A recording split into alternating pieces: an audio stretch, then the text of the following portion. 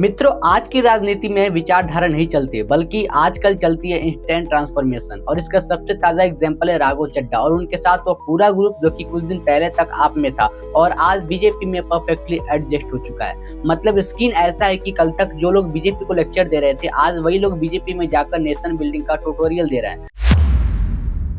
I am the right man in the wrong party. I repeat, I am the right man in the wrong party. इसलिए आज हम ये announce करते हैं, मैं ये अनाउंस करता हूँ कि मैं आम आदमी पार्टी से दूर जा रहा हूँ। भैया, सबसे यहाँ खतरनाक पंच ये है कि राघव चड्ढा ने कहा कि भैया मैं गलत पार्टी में सही आदमी था। अब ये जो स्टेटमेंट है इसको सुनकर पूरा का पूरा देश जो है वो 2 सेकंड के लिए फ्रीज हो गया कि भैया इतने सालों तक तुम्हें बिल्कुल भी अनुभव नहीं हुआ और आज ये अनुभव हुआ, वो भी इलेक्शन के टाइम पर ही।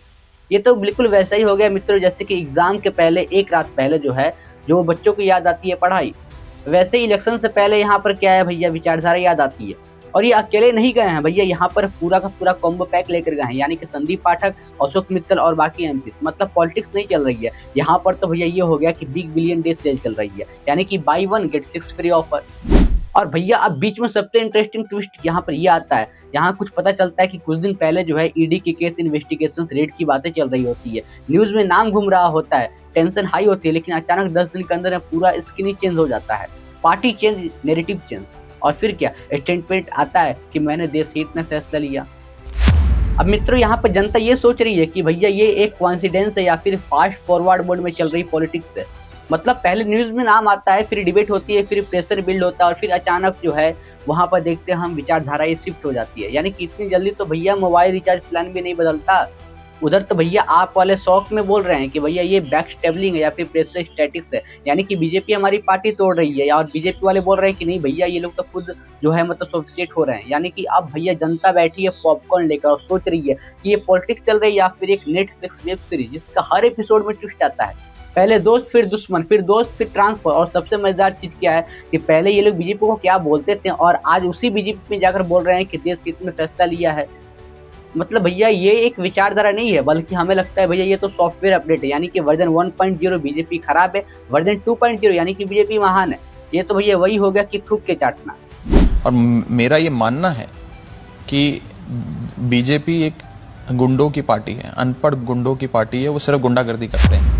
अब भैया यहाँ पर तो जनता खुद ही कंफ्यूज है कि भैया असली वर्जन कौन सा है। यहाँ पर जो है सडनली इनलाइटमेंट कैसे आता है, क्या कोई हिडन बटन होता है क्या जिसे दबाते ही नेता की सच्चाई दिखने लगती है। और ये जो राज्यसभा का मैच है वो भी बहुत ही मजेदार है, यानी कि आपके नंबर घट गए और बीजेपी के बढ़ गए। मतलब यहाँ पॉलिटिक्स नहीं है, ये तो भैया वही हो गया कि लाइव स्टॉक मार्केट है, जहाँ पर लीडर शेयर ट्रेड हो रहे हैं, यानी कि आप डाउन में है और बीजेपी अप में। और राघव चड्ढा जैसे भी एजुकेटेड लीडर जब ये मूव ऑन करते हैं तो भैया सबसे बड़ी क्लासी लैंग्वेज होती है। और ये सबसे पता है, राघव चड्ढा जैसे बहुत ही क्लासी लैंग्वेज में बोलते हैं, मैंने गहराई से सोच कर ये फैसला लिया। कि मतलब भैया तुम इतने दिनों से पहले तुम गहराई में नहीं गए क्या? तुम्हें ये पहले पता ही नहीं था कि ट्रुथ क्या है? क्या भैया ऐसा है क्या, वहां पर नेटवर्क नहीं था क्या? और सबसे बड़ा सवाल जनता का है कि भैया जब आप में थे, जब आप पार्टी में थे तो बीजेपी गलत थी, और जब आप बीजेपी में आ गए तो आप गलत है। तो भैया सच्चाई कहाँ है? सच्चाई भी कहीं ऐसा तो नहीं है कि ये ट्रांसफेबल प्रॉपर्टी है, यानी कि देखा जाए तो ये एक नया ट्रेंड है। और भैया ये जो ट्रेंड है ना, ये नया नहीं है। मुझे लगता है कि भैया पहले भी नेता जो है वो पार्टी चेंज करते रहे हैं, लेकिन अब जो स्पीड आई है ना वो भैया बहुत ही डेंजरस है। यानी कि अब लोग जॉब नहीं बदलते भैया, अब डायरेक्ट जो है नेता लोग अपनी विचारधारा ही बदलते हैं। और वो भी ऐसे नहीं भैया, ये लोग ऐसे बदलते जैसे इंस्टाग्राम के फिल्टर बदलते हैं। आज ये फिल्टर अच्छा लगा तो वो लगा लिया, कल दूसरा फिल्टर अच्छा लगा तो वो लगा लिया। यानी कि जनता को लगता है कि भैया ये रियल फेस है, लेकिन असल में ये फिल्टर ही फिल्टर है, आपको बता दूं।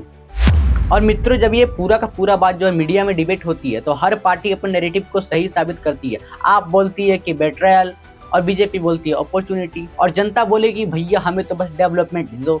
यानी कि तुम लोग जो करना है करो, लेकिन अंदर से जनता भी मजे ले रही है, यानी कि मेम्स बन रहे हैं, रील्स बन रहे हैं, और ये पूरा पॉलिटिकल ड्रामा जो है ना वो एंटरटेनमेंट बन चुका है।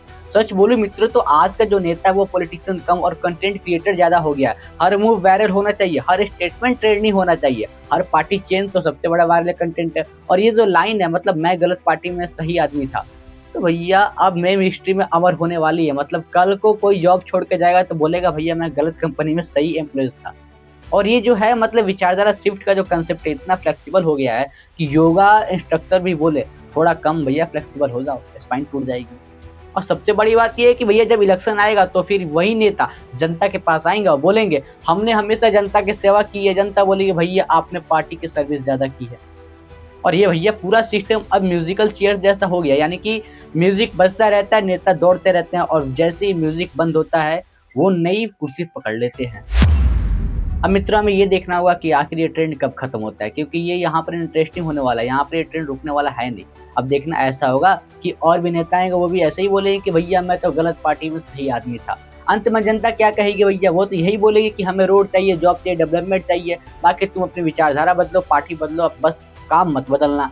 अब भैया यहाँ पर देखा जाए भैया तो आज के पॉलिटिक्स में परमानेंट कुछ भी नहीं है, ना दोस्ती है ना दुश्मनी है। परमानेंट है तो वो है सिर्फ अपॉर्चुनिटी, और जो इसे समझ गया वही असली प्लेयर है, बाकी सब के सब गेम खेल रहे हैं। मित्रों आज की वीडियो आप सभी को कैसे लगी? अगर आप सभी को आज की वीडियो पसंद आई हो तो इस वीडियो को लाइक कीजिएगा, चैनल को सब्सक्राइब कर दीजिएगा। आप अपने विचार हमें कमेंट में जरूर बताइएगा, और अगर आप सभी इसे इंस्टाग्राम या फिर फेसबुक पर देख रहे हो तो प्लीज़ फॉलो जरूर कर लीजिएगा। नमस्ते मित्रों।